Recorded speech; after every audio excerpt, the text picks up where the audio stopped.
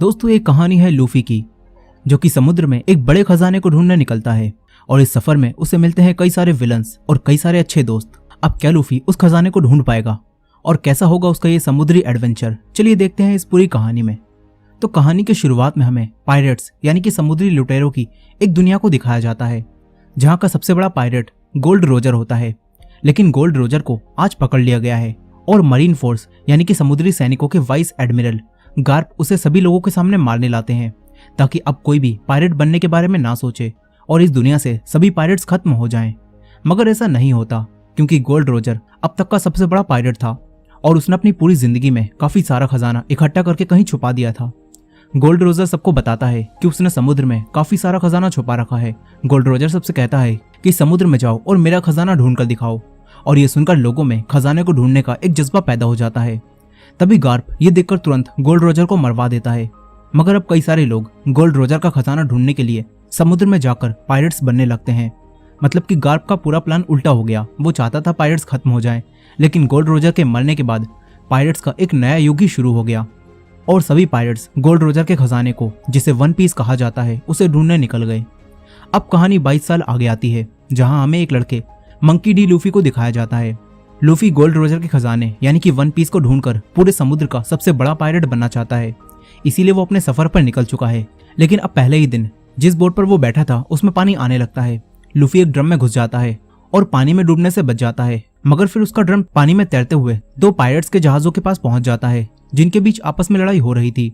यहाँ बड़े जहाज की कैप्टन अलविदा होती है, जिसके ऊपर मरीन फोर्स ने काफी सारे पैसों का इनाम रखा था। अलविदा अपने साथियों के साथ मिलकर दूसरे जहाज के लोगों को मारकर बंदी बना लेती है। फिर अलविदा के साथी उसके जहाज का सामान लूटकर अपने जहाज पर लाने लगते हैं। इसी बीच ये लोग उसी ड्रम को उठाकर अपने जहाज में ले आते हैं, जिसमें लूफी छुपा हुआ था। फिर जब रात में सब सो रहे थे तो लूफी बाहर आता है। लूफी को यहाँ एक लड़का कोबी मिलता है, जो कि उसे देखकर डर जाता है। लूफी उसे शांत कराता है और कहता है कि वो उसे नहीं मारेगा। फिर लूफी कोबी को बताता है कि वो भी एक पायरेट है। कोबी कहता है कि तुम कोई पायरेट नहीं लगते। इस पर लूफी कहता है कि सारे पायरेट्स बुरे नहीं होते। अब इसी बीच हम लूफी के पास्ट को देखते हैं, जहां हमें पता चलता है कि लूफी बचपन से ही एक पायरेट बनना चाहता था और लूफी को शैंक नाम का एक पायरेट बहुत पसंद था और लूफी शैंक्स को अपना हीरो मानता था।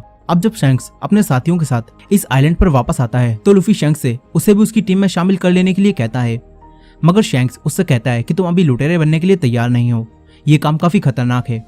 मगर ये सुनकर लूफी जहाज पर एक ऊंची जगह पर जाता है और सबके सामने अपने चेहरे पर चाकू से एक निशान बनाता है, ताकि वो सबको दिखा सके कि अब वो बच्चा नहीं है और पायरेट बन सकता है। अब प्रेजेंट टाइम में कोबी ये सब सुनकर लूफी से कहता है कि तुम एक पायरेट बनने का सपना कैसे देख सकते हो। इस पर लूफी कहता है कि पायरेट्स बनकर हम समुद्र में अपने साथियों के साथ एडवेंचर कर सकते हैं और हम पायरेट्स बिल्कुल आजाद होते हैं। कोबी भी आजाद होना चाहता था, लेकिन वो कहता है कि इस जहाज की कप्तान अलविदा उसे आजाद नहीं होने देगी। अब तभी अलविदा के खटराटों की आवाज सुनकर लूफी कहता है कि क्या तुम लोगों ने किसी समुद्री मॉन्स्टर को पकड़ रखा है। इस पर कोबी कहता है कि ये अलविदा के खर्राटों की आवाज है। कोबी लूफी को ऊपर ले जाता है और कहता है कि अभी सब सो रहे हैं, इसीलिए तुम यहाँ से निकल जाओ। लूफी यहाँ से जा रहा था, लेकिन तभी उनकी आवाजें सुनकर सभी लोग जाग जाते हैं और अलविदा भी यहाँ आ जाती है। अलविदा को लगता है कि कोबी उसे धोखा दे रहा था, इसीलिए अलविदा अपने हथियार से इन दोनों पर हमला कर देती है, मगर लूफी उसे बचा लेता है। लूफी अकेले ही अलविदा और उसके सभी साथियों से लड़ता है और उसे गोलियों से भी कुछ नहीं होता। अलविदा अपना भारी भरकम हथियार उसके मारती है, लेकिन लूफी अपने शरीर को लचीला बनाकर अलविदा से बच जाता है। ये देखकर अलविदा भी हैरान हो जाती है।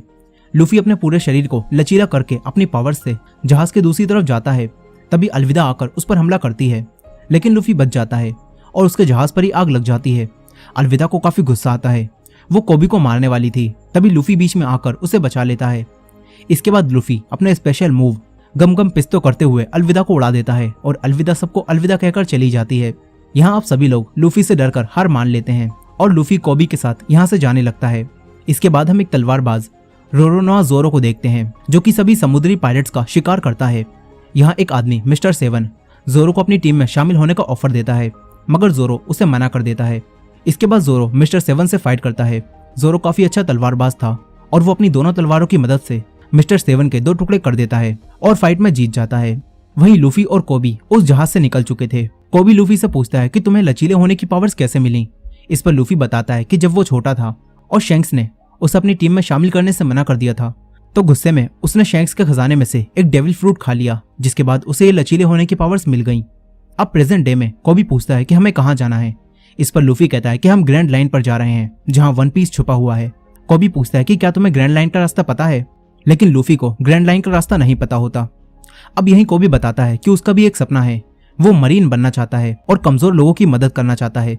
ये सुनकर लूफी कहता है तो फिर ठीक है, हम पास के मरीन बेस पर चलते हैं, वहां से मुझे ग्रैंड लाइन का मैप मिलेगा और तुम वहां मरीन बनने के लिए रुक जाना। जिसके बाद ये दोनों मरीन बेस पर जाने लगते हैं। इसी दौरान हम एक लड़की नामी को देखते हैं जो कि एक छोटी सी बोट पर मर रही थी। तभी उसे एक बड़ी बोट दिखती है जिसमें 2 आदमी थे।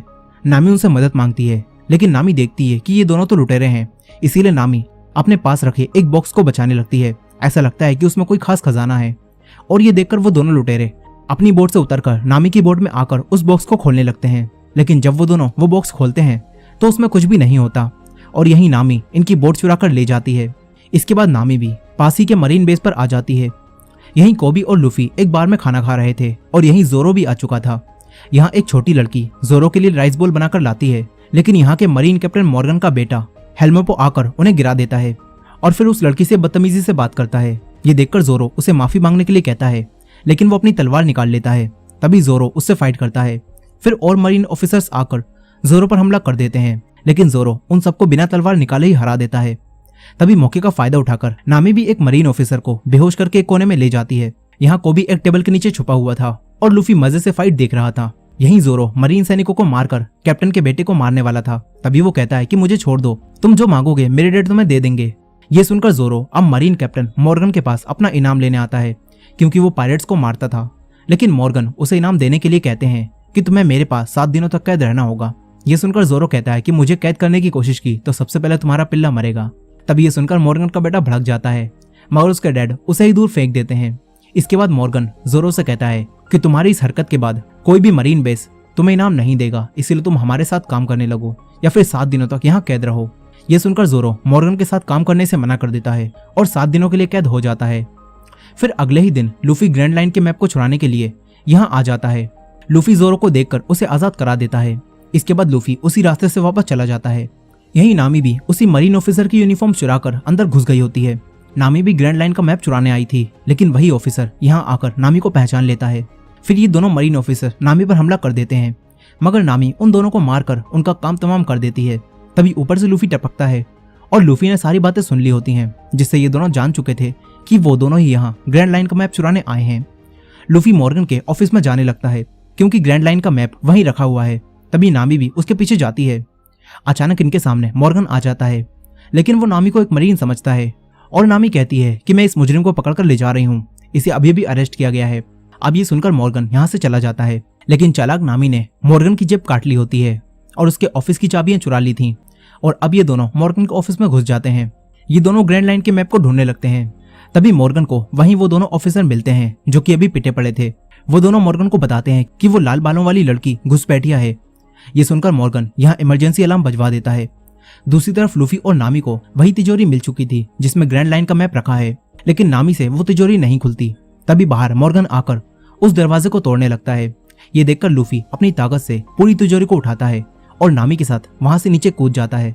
ये दोनों जिंदा बच जाते हैं, लेकिन फिर मरीन सैनिक यहाँ आकर इन्हें चारों तरफ से घेर लेते हैं, मगर लूफी और नामी उनसे लड़कर उन्हें मारने लगते हैं। तभी जोरो भी अपनी तलवारें लेकर यहाँ आ जाता है और देखता है कि ये दोनों बच्चे तो पिट रहे हैं, इसीलिए जोरो भी इनकी मदद करता है। फिर ये तीनों सारे मरीन सैनिकों को मार देते हैं। तभी मॉर्गन यहाँ आ जाता है। मॉर्गन के हाथ में हथियार लगा था जिससे वो इन पर हमला कर देता है। तभी जोरो और लूफी उससे फाइट करते हैं, लेकिन मॉर्गन काफी पावरफुल था, इसीलिए अब जोरो को अपनी तीसरी तलवार भी निकालनी पड़ती है। जोरो उसे निकालकर अपने मुंह से पकड़ता है और मॉर्गन को मारने लगता है। इसके बाद लूफी अपने गम गम पिस्तौल मूव से उसे मारकर दूर फेंक देता है। ये तीनों मरीन से बच जाते हैं। फिर जोरो इनकी और मदद करता है और ग्रैंड लाइन की तिजोरी को लूफी की शिप तक ले आता है। तभी मॉर्गन का बेटा हेल्मेपो यहाँ गन लेकर आता है, लेकिन तभी कोबी उसके एक मुक्का मारकर उसे बेहोश कर देता है। फिर लूफी कोबी को अपने साथ चलने के लिए कहता है, क्योंकि मरीन सैनिक अब इनके पीछे पड़े हैं।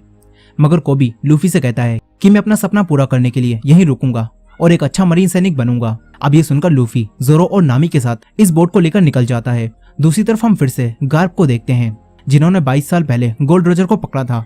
गार्प को पता चलता है कि मरीन बेस से कोई उनका ग्रैंड लाइन का मैप चुरा कर ले गया है और ये जानकर गार्प इसी बेस पर आने लगते हैं। इसके बाद हम एक जोकर को देखते हैं और उसे भी ग्रैंड लाइन का मैप चाहिए था, इसीलिए वो अपने लोगों को लूफी के पीछे मैप चुराने के लिए भेजता है। दूसरी तरफ लूफी, जोरो और नामी उसी बोट से आगे बढ़ रहे थे। यहाँ नामी उस तिजोरी को अब खोल लेती है और इसमें इन्हें ग्रैंड लाइन का मैप मिलता है। फिर नामी जोरो और लूफी को बताती है कि पूरी दुनिया का समुद्र 4 हिस्सों East Blue, North Blue, West Blue और साउथ ब्लू में बटा हुआ है और जमीन की लाइन को रेड लाइन कहा जाता है और इसके अलावा जो लाइन इसके बीच में है उसे ग्रैंड लाइन कहा जाता है। अब ये तीनों वहां जाकर वन पीस ढूंढने के बारे में बात कर रहे थे। तभी उसी जोकर के लुटेरे यहाँ आकर इनकी बोट पर हमला कर देते हैं। वो लोग बेहोशी की गैस को इनकी तरफ फेंकते हैं जिससे ये तीनों बेहोश होने लगते हैं। तभी लूफी उन लुटेरों को देखकर ग्रैंड लाइन के मैप को अपने मुंह के अंदर छुपा लेता है। फिर वो सभी बेहोश हो जाते हैं। इसके बाद जब ये तीनों जागते हैं तो ये तीनों कैद हो चुके थे। लुटेरों ने इनकी सारी चीजें ले ली होती हैं, लेकिन लूफी कहता है कि ग्रैंड लाइन का मैप मेरे पास बिल्कुल सेफ है। अब तभी ये बॉक्स खुलता है और ये तीनों एक स्टेज पर होते हैं और जोकर यहाँ शो दिखा रहे थे। यहाँ लोगों को गुलाम बनाकर उनसे जबरदस्ती तालियां बजवाई जा रही थी। अब तभी यहाँ इनका कैप्टन यानी कि वही जोकर आता है और बताता है कि मेरा नाम बगी है। लूफी इसे पहचान लेता है क्योंकि बगी भी एक पायरेट होता है और इसके ऊपर भी काफी सारे पैसों का इनाम था। लूफी बगी से कहता है कि वो भी पायरेट्स का किंग बनने वाला है, लेकिन बगी ये सुनकर हंसने लगता है और कहता है कि वन पीस को ढूंढकर मैं पायरेट्स का किंग बनूंगा। अब बगी इनसे ग्रैंड लाइन का मैप मांगता है। तभी चालाक नामी अपनी चालाकी दिखाती है और कहती है कि हमारे पास ग्रैंड लाइन के मैप से बढ़िया भी एक चीज है। ये कहकर नामी लूफी की टोपी को उछाल देती है और यहाँ से भाग जाती है। लूफी अपनी टोपी को पकड़ने के लिए अपना हाथ लंबा करता है और सभी लोग उसे देखते ही रह जाते हैं। वहीं नामी जब सर्कस से बाहर पहुंचती है तो देखती है कि बगी ने इन लोगों के पूरे शहर को तबाह कर दिया है। अब तभी बगी के लोग आकर नामी को पकड़कर वापस बगी के पास ले जाते हैं। इसके बाद बगी के साथी जोरो और नामी को पकड़कर यहाँ से ले जाते हैं। यहाँ बगी लूफी से उस मैप के बारे में पूछता है, लेकिन लूफी उसे मैप के बारे में कुछ भी नहीं बताता। इस पर बगी उसके हाथ पैरों को बांधकर उसे खींचने लगता है, लेकिन लूफी को कोई फर्क नहीं पड़ता, उल्टा उसे तो और मजा आ रहा था। तभी बगी लूफी की टोपी को देखकर उसे पहचान लेता है और कहता है कि ये तो शैंक्स की टोपी है। बगी कहता है कि तुम्हारी उम्र में मैं और शैंक्स भी एक ही टीम में थे, लेकिन फिर शैंक्स ने भी मुझे धोखा दे दिया। अब यहाँ बगी लूफी से मैप लेने के लिए यहाँ एक बच्चे को मारने वाला था। तभी लूफी अपने आप को छुड़ाता है और गमगम पिस्तौल करते हुए बगी की गर्दन उड़ा देता है, मगर सर अलग होने के बाद भी वो जिंदा रहता है। इसके बाद बगी बताता है कि मैंने भी तुम्हारी तरह डेविल फ्रूट खाया था जिससे मुझे ये पावर्स मिली हैं। इसके बाद बगी बेहोशी की गैस की मदद से लूफी को दोबारा बेहोश कर देता है। दूसरी तरफ जोरो और नामी अब कैद हो चुके थे, लेकिन नामी के पास ताले को खोलने के लिए एक चाबी थी। नामी उससे वो लॉक खोलने की कोशिश करती है। तभी यहाँ बगी का एक आदमी आ जाता है। जोरो ने इस आदमी के भाई को और इसके पुराने साथियों को पहले दौड़ा दौड़ा कर मारा था, इसीलिए अब ये जोरो को मारने वाला था। वो जोरो को घुमाता है और उसके चाकू मारने लगता है, लेकिन ये प्रो निशानेबाज था, इसीलिए इसका एक भी निशाना ठीक नहीं लगता। अब तभी नामी लॉक खोल लेती है और इसके एक लात मारती है। इसके बाद जोरो इसे पकड़ लेता है। फिर नामी उसे छुड़ाती है और जोरो इस लुटेरे को आसानी से बेहोश कर देता है। वहीं दूसरी तरफ गार्प, जो कि इस बेस के वाइस एडमिरल हैं, वो यहाँ पहुंच जाते हैं। यहाँ मॉर्गन उनसे झूठ बोल रहा था और बता रहा था कि उसके बेटे की गलती की वजह से वो पायरेट ग्रैंड लाइन का मैप चुराकर यहाँ से ले गए। मॉर्गन कहता है कि कोबी, जो कि नया कैडेट है, उसने मेरे बेटे को बचा लिया, नहीं तो वो भी मारा जाता। अब गार्प कोबी को देखकर सब कुछ समझ जाता है कि कोबी लूफी के साथ मिला हुआ है, इसीलिए गार्प कोबी को अकेले में मिलने के लिए बुलाता है और पूछता है कि तुम उन पायरेट्स के साथ कब से काम कर रहे हो। यहाँ गार्प का साथी कहता है कि एक बार में तुम्हें लूफी के साथ देखा गया था, इसीलिए अब हमें सच बताओ। ये सुनकर कोबी गार्प को सब कुछ सच बता देता है कि लूफी ने मुझे अलविदा से छुड़ाया था, फिर वो यहाँ आ गया और क्योंकि वो हमेशा से मरीन बनना चाहता था, इसीलिए वो मरीन बनने के लिए यहीं रुक गया। गार्प समझ जाता है कि लूफी सच कह रहा है, इसीलिए गार्प कोबी को लूफी को पकड़ने के लिए अपनी टीम में शामिल कर लेता है। वहीं दूसरी तरफ बगी ने लूफी को एक टैंक में कैद कर दिया होता है जिसमें समुद्री पानी भर रहा था और समुद्री पानी की वजह से लूफी की ताकतें कमजोर पड़ चुकी थी। यहाँ बगी दोबारा से लूफी से वो मैप मांगता है, मगर लूफी उसे वो मैप नहीं देता। तभी बगी टैंक में पानी की स्पीड बढ़ा देता है। इसी दौरान हम छोटे लूफी को देखते हैं जो कि शैंक्स के उसे छोड़कर जाने से दुखी था। तभी यहाँ एक और पायरेट अपने साथियों के साथ आता है और लूफी को परेशान करने लगता है, मगर तभी शैंक्स अपने साथियों के साथ यहाँ आ जाता है और उस पायरेट की टीम की लंका लगा देता है। तभी वो पायरेट लूफी को लेकर समुद्र में चला जाता है, मगर तभी इनकी बोट पर एक बड़ा सा जीव हमला कर देता है जिससे वो पायरेट पानी में डूबकर मर जाता है। यहाँ लूफी भी पानी में डूबने लगता है। तभी शैंक्स आकर उसे बचा लेता है। फिर वो मॉन्स्टर पानी से बाहर आता है और इन पर हमला करता है। शैंक्स बीच में आकर लूफी को बचा लेता है। इसके बाद शैंक्स उसकी आंखों में आंखें डालकर देखता है और उसे डराकर भगा देता है, मगर उस मॉन्स्टर ने शैंक्स का एक हाथ खा लिया होता है और ये देखकर छोटे लूफी को काफी दुख होता है, मगर इससे लूफी समझ जाता है कि वो भी पायरेट बनने के लायक नहीं है। इसके बाद शैंक्स लूफी को छोड़कर चला जाता है। लेकिन जाते समय शैंक्स लूफी को अपनी टोपी देता है और लूफी के पास शैंक्स की ये आखिरी निशानी थी। लेकिन अब प्रेजेंट टाइम में बगी उसी टोपी को खराब करने लगता है। लूफी को यह देखकर काफी गुस्सा आता है। तभी यहाँ जोरो और नामी आ जाते हैं और टैंक को झटका देते हैं। बगी अपने साथियों को देखता है, लेकिन जोरो और नामी मिलकर पहले ही उसके सारे साथियों को सफाया कर चुके थे। इसके बाद टैंक भी टूटता है और लूफी बाहर आता है। तभी लूफी के अंदर से वो मैप बाहर आ जाता है, लेकिन लूफी के लिए मैप से पहले उसकी टोपी जरूरी थी। लूफी टोपी को उठाता है। इसी बीच बगी वो मैप उठा लेता है। तभी जोरो उसे तलवार से मारता है, लेकिन अपनी स्पेशल पावर की मदद से बगी जोरो से बच जाता है। वो अपने शरीर के कई सारे टुकड़े करके जोरो और नामी पर हमला करके उन्हें मारता है। तभी लूफी बगी से फाइट करने के लिए उठता है और उसे मारने लगता है, लेकिन बगी लूफी पर भी भारी पड़ रहा था। तभी लूफी को यहाँ कई सारे बॉक्स दिखते हैं। लूफी नामी को वो बॉक्स दिखाता है। इसके बाद जोरो और लूफी मिलकर बगी के टुकड़ों को पकड़कर उस बॉक्स की तरफ फेंकते हैं और नामी उन्हें कैद कर देती है। फिर बगी अब छोटा हो जाता है। इसके बाद लूफी उसे अपने स्पेशल मूव से यहाँ से उड़ा देता है। फिर लूफी वो मैप नामी के हाथों में सौंपता है, क्योंकि अब वो तीनों अच्छे दोस्त बन चुके हैं। इसके बाद लूफी, जोरो और नामी यहाँ कैद लोगों को आजाद कराते हैं। दूसरी तरफ गार्प ने वहाँ के कैप्टन मॉर्गन को कैद कर लिया होता है, क्योंकि कैप्टन मॉर्गन एकदम भ्रष्ट कैप्टन था। इसके बाद गार्प कुछ नए मरीन सैनिकों को लेकर खुद लूफी को पकड़ने का फैसला करता है। उसके नए मरीन सैनिकों में मॉर्गन का बेटा हेलमेपो और कोबी भी शामिल होते हैं और ये लोग लूफी को पकड़ने के लिए समुद्र में निकल जाते हैं। वहीं लूफी उन लोगों को आजाद कराने के बाद जोरो और नामी के साथ अपने सफर पर निकल चुका था। तभी हम नामी को देखते हैं, जो कि किसी से फोन पर बात करती है और कहती है कि मेरे पास ग्रैंड लाइन का मैप है और मैं आ रही हूँ। यानी कि नामी इन्हें धोखा दे रही है। अब इसके बाद हम 7 साल पहले के साइरप विलेज को देखते हैं, जहाँ एक बच्चा उसोप हमेशा शोर मचाकर सबको डराता है और कहता है कि लुटेरे आ रहे हैं।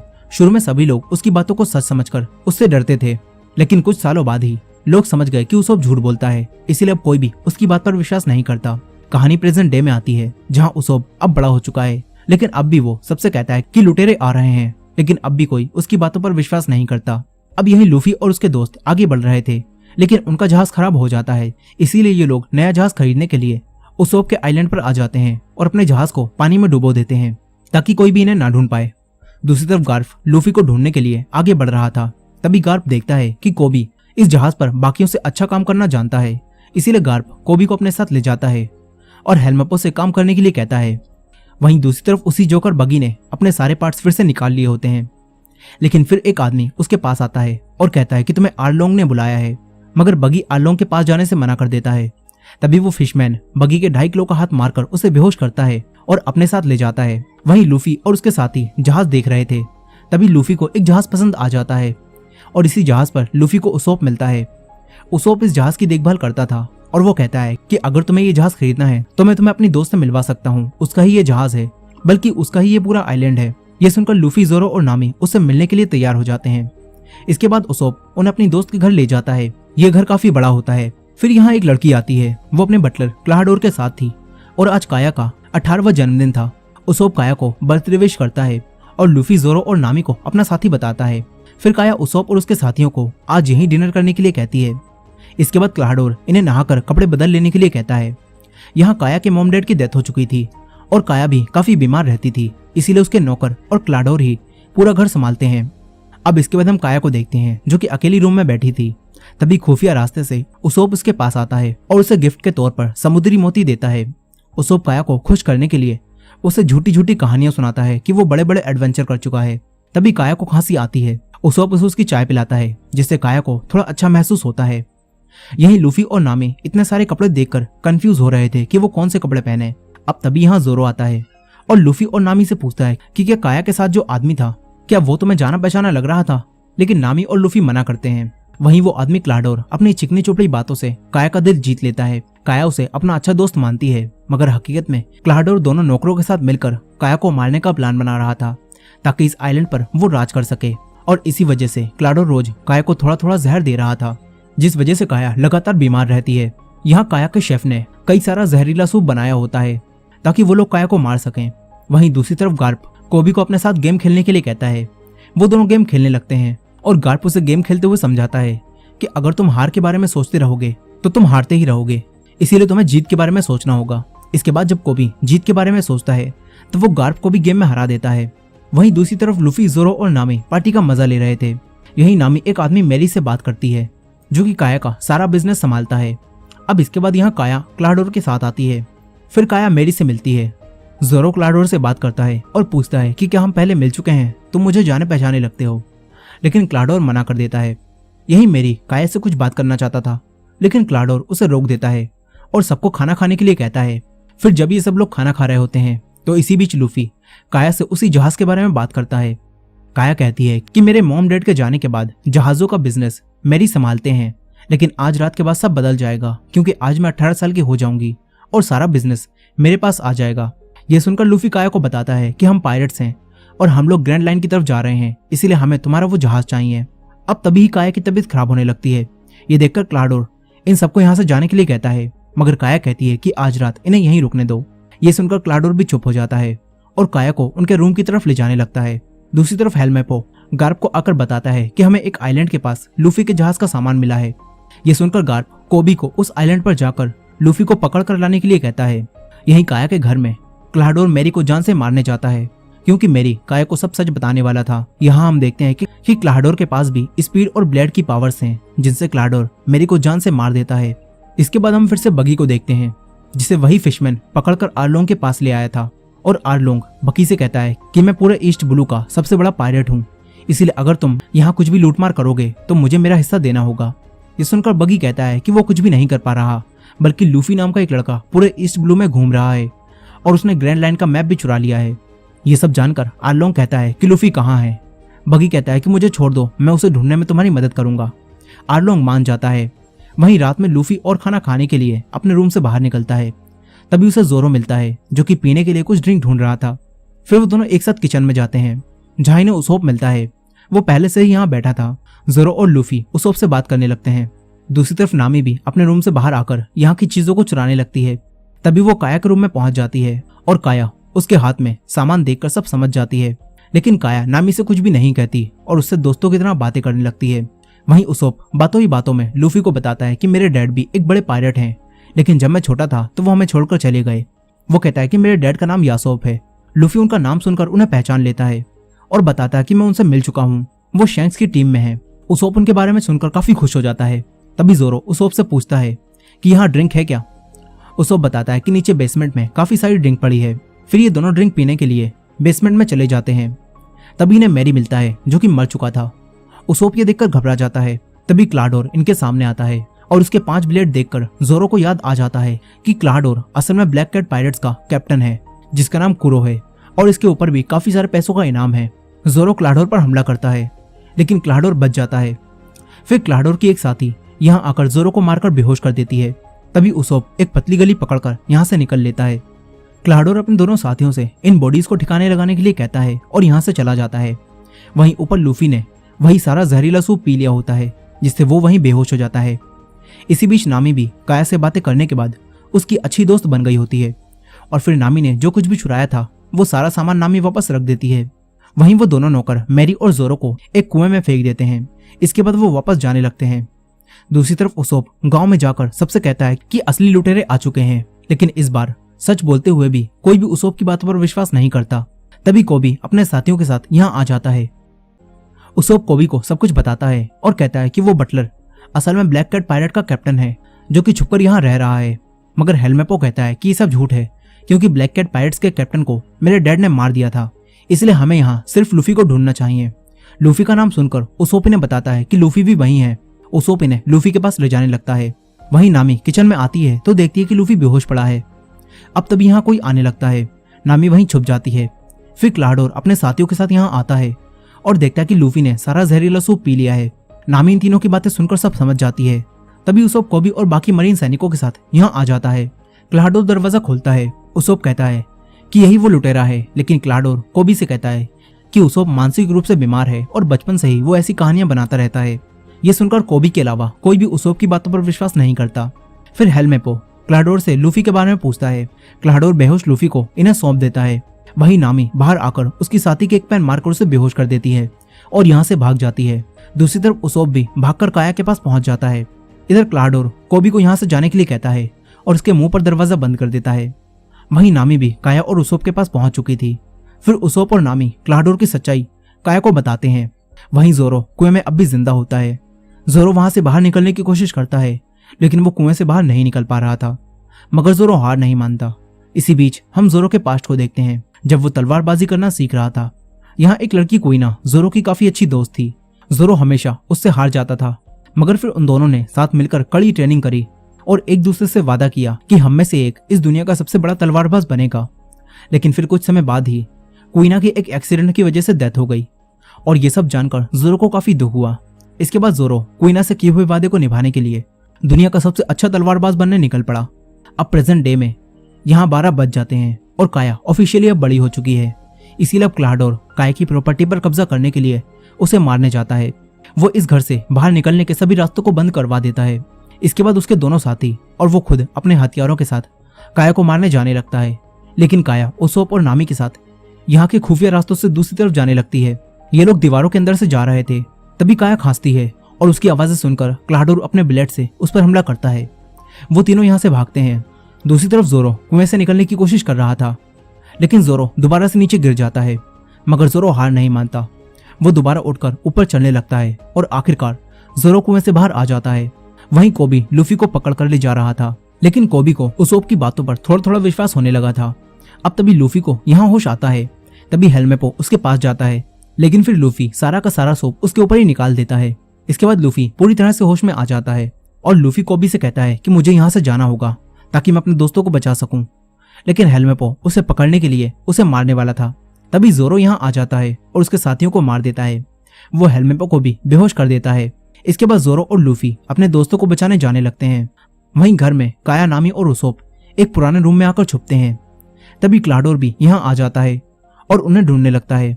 इसी दौरान जोरो और लूफी भी घर के अंदर आ जाते हैं। लूफी ऊपर जाता है और जोरो दूसरी तरफ जाता है।